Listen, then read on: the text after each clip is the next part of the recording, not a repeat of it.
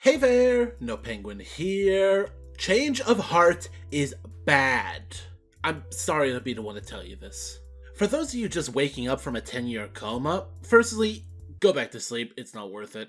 Secondly, Konami just unbanned Change of Heart in their latest ban list. And people went insane, thinking that this would be the end of Yu-Gi-Oh!, that this would be another Statch Steal situation. But in reality, it pretty much did next to nothing. For example, of the 32 top decks from YCS Hartford, only 2 of them even played Change of Heart, and one of them straight up said they regretted it. So I think it's safe to say that Change of Heart is not going to destroy the format as many thought it would, which then begs the question, since this was a success, what's Konami going to unban next? Because I feel like there are a lot of cards on the list that maybe are only there just because they are banned cards, and we just sort of assumed them to be there. That's why I compiled a bunch of cards that I feel like can come back and, just like Change of Heart, do minimal damage to the format. But without further ado, let's get into the video. Let's figure out who's next. First of all, I'm going to say that we could bring back Cyberjar and have absolutely no issue. Outside of an empty jar strategy, I see no reason why you would ever want to resolve this card. Even back in like GOAT format, this is still a risky card because while you are destroying the field, you're also refilling your opponent's hand, and it could be that the cards you get are much better than the cards your opponent gets, but in modern Yu-Gi-Oh!, every card in the game is so much more powerful, with so many one-card starters, insanely powerful spells, or floodgates. Letting your opponent essentially draw 5 seems like a ridiculously bad idea, especially since in most cases, you'll be activating this during your opponent's battle phase, which means they'll have the first crack at using their cards. Frankly, I see no reason why this has to stay banned. Again, the worst thing that you have to worry about is Empty Jar, and if you're worried about Empty Jar in the year 2022, come on. Next up, we have Premature Burial. Now, Premature Burial is one of those scary cards that people always point to and say, you can't bring this back, this will enable some weird FTK, or this will be too powerful with effects that can bounce.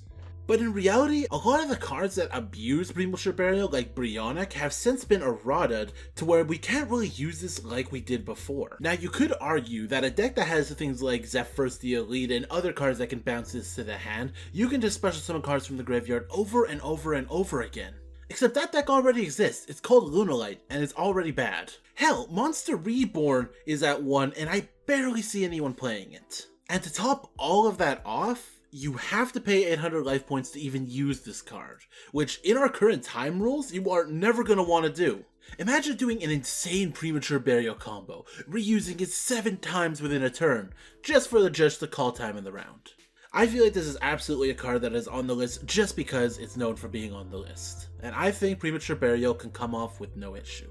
Next, we have Statch Steal. In some cases, this is actually better Change of Heart, because you get to actually keep the monster that you steal. Though Statch Steal basically has the exact same weakness that Change of Heart has, that when you're actually using this against your opponent, this is never going to resolve.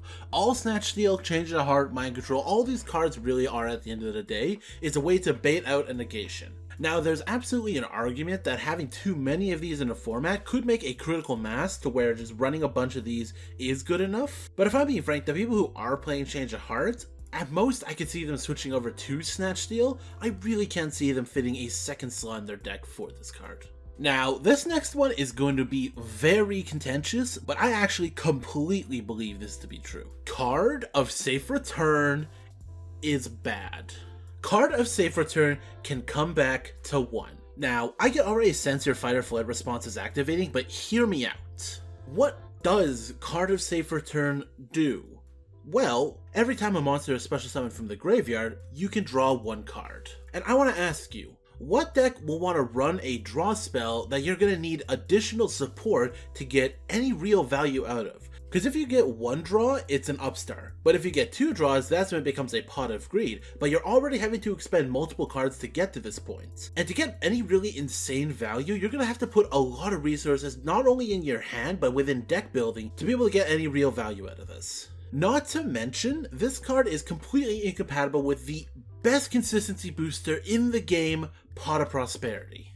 The only strategies I could genuinely see play this card are off-meta things like weird zombie decks or Lunalights. And the fact that it's a non-searchable one-of you have to draw into before you do any of the rest of your combo, it's just not a good card. The fear, of course, is that they're going to release a deck that does do a lot of special summoning from graveyard. But again, at that point, you're going to have to hard draw this at the beginning of your turn. And you'll have to forego the best consistency booster to find this card, Prosperity. Card of Safe Return can absolutely come off the list. Ultimate Offering. At this point, I do want to remind you what I'm trying to accomplish here. I am trying to look at cards that we just assume need to stay banned, and ask the question, do they really? And while looking through the banned list, Ultimate Offering, I just don't see the issue.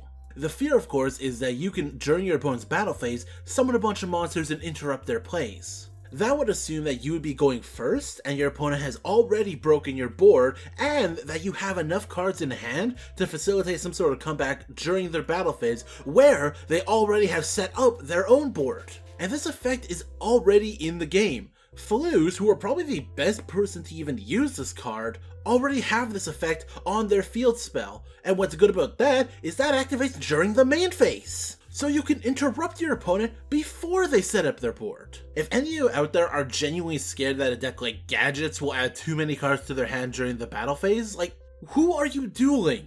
And like any other card here, if you think that I have missed some insane potential, some crazy combo that can be enabled by this card, please let me know, because I just don't see it. And now, Trap Dustshoot. Trap Dustshoot is probably one of the most high rolling cards I could think of. If you draw it in your opening hand, and you could do your combo and then set this, then you are in an amazing spot.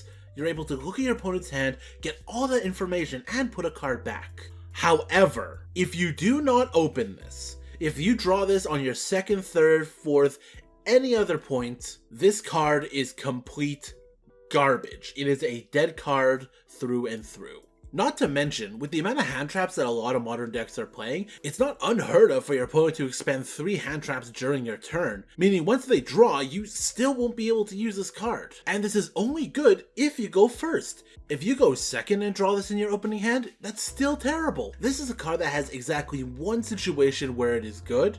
As long as this stays at 1, where it's not searchable by Trap Trick, there is no issue bringing Trap Dustshoot into the format. Metamorphosis. Now, I took a good look at this card, and I looked for any card that could potentially see widespread play if this was brought back to 1.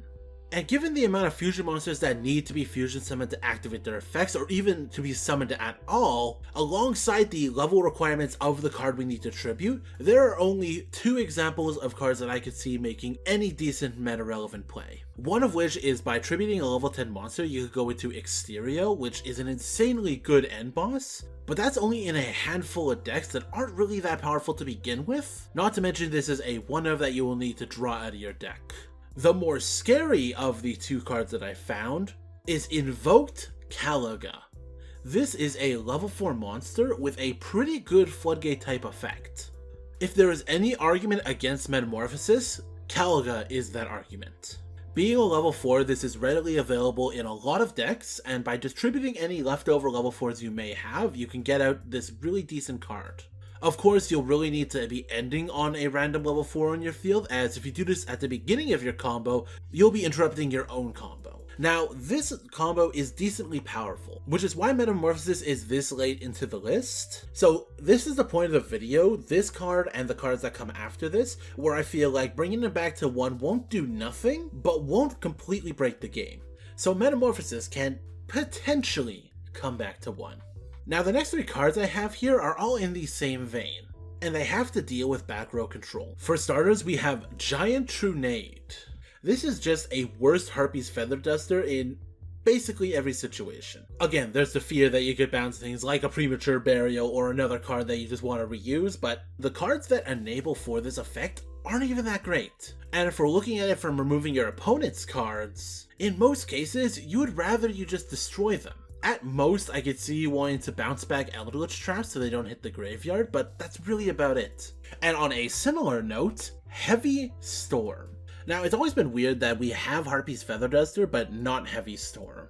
and I can sort of see the argument. There are decks like the Eldritch, like Virtual World, that would want you to destroy your own spell and traps. In most other cases, you're already using this while you don't even have spell and traps, so Feather Duster is essentially the same card without that added bonus potentially. And the reason why these cards are so high on the list, that I feel like if you have too many of these destroy all spell, remove all spell type effects, we could really hit a critical mass to where everyone's just going to be citing these cards and backward decks will be completely destroyed.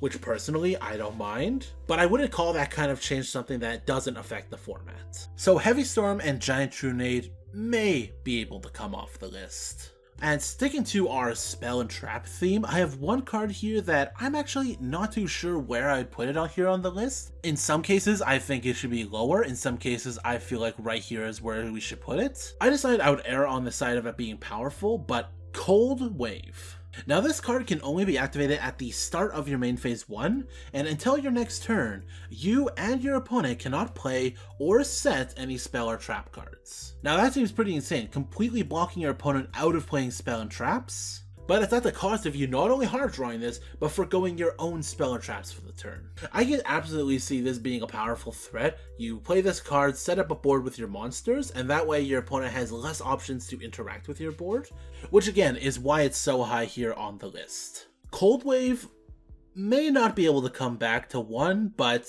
I'm willing to entertain the thought. Again, this video is just a thought experiment to try to look at cards that have always been banned and try to determine if they really can come back or not. But that is all the cards I wish to speak about today. Now, I can guess there are plenty of you in the comments that disagree with one or maybe all of the picks here that I've listed. If so, please give me your reasonings in the comments. I hope that I've explained my reasoning for why I think some of these cards can come off well. But if you feel like I've missed something, please let me know. At the end of the day, this is just a fun video I wanted to make because Change of Heart did absolutely nothing. With that, please like the video if you enjoyed it, subscribe if you want to see more. This is Nopenguin, Garbage Opinion Haver, signing out.